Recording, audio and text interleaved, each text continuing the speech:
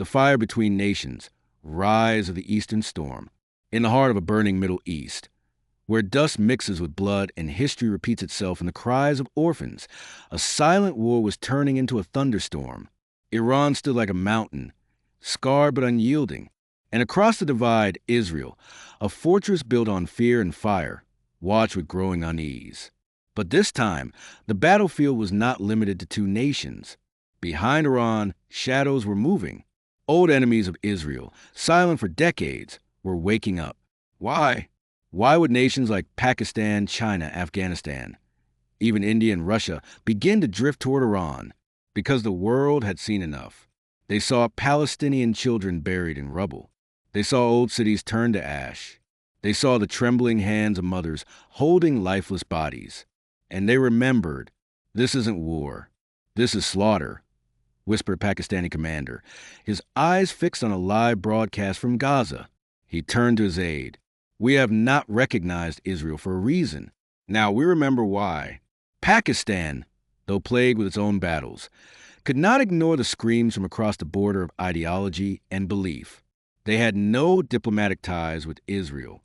Their honor, their narrative, their people stood firm with Palestine and now, by extension, with Iran. Across the Himalayas, China watched with a calculating gaze. The dragon, ever patient, saw in Israel a chess piece aligned too closely with Western powers.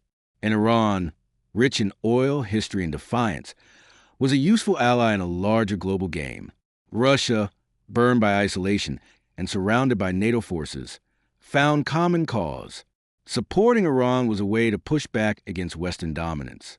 And India, torn between alliances, began to feel the pressure of its massive Muslim population questioning its stance. Even as governments tried to stay neutral, hearts were choosing sides. The war of words was over. Now came the war of fire. It began with a strike, sharp, sudden, and shattering. Iranian missiles crossed the skies. Israel's Iron Dome lit up like a storm of fireflies in the night. Explosions echoed across deserts. Sirens howled in Tel Aviv. Tehran declared, "We will no longer watch in silence." But this was not just Iran versus Israel anymore. From Kabul came volunteers. Fighters who had once resisted empires were now boarding trucks with Iranian flags stitched on their sleeves. Pakistani jets flew patrol missions for training, but near borders that made the West uneasy. Chinese satellites offered intelligence. Russian oil moved silently toward Tehran's reserves. And across the Muslim world, protests erupted like wildfires. The world stood at the edge. Would this be a regional clash or the spark for something far greater? Israel responded with unmatched force. Cities trembled, bridges collapsed, but the spirit of the East had changed. This was not 1948. This was not 1967. This was 2025, and power was shifting. Behind the bombs, a new kind of warfare was rising, of narrative, of solidarity, of unity. Countries long divided by language border and history found a common enemy. And the enemy was not a people, it was an idea of unchecked dominance, of double standards, of selective justice.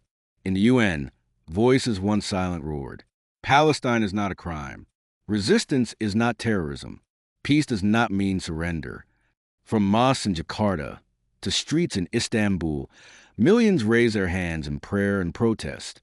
And in Tehran, a mother whose son had died in the first missile wave whispered into the camera, "We are not afraid anymore." It wasn't about who would win. It was about what would remain. And as the smoke cleared, if it ever would, one truth began to echo louder than missiles. No empire lasts forever. For decades, Israel had been seen as invincible, armed, supported, and protected. But now, with Iran bleeding and burning yet still standing, the myth was crumbling. The world was watching. And the East, once fractured, was learning to move as one. A storm had risen, not just of weapons, but of hearts, of memories, of rage that had been quiet too long. And in the silence between bombings, one question now haunted the world. Has the time come when Israel must finally face what it gave others for decades?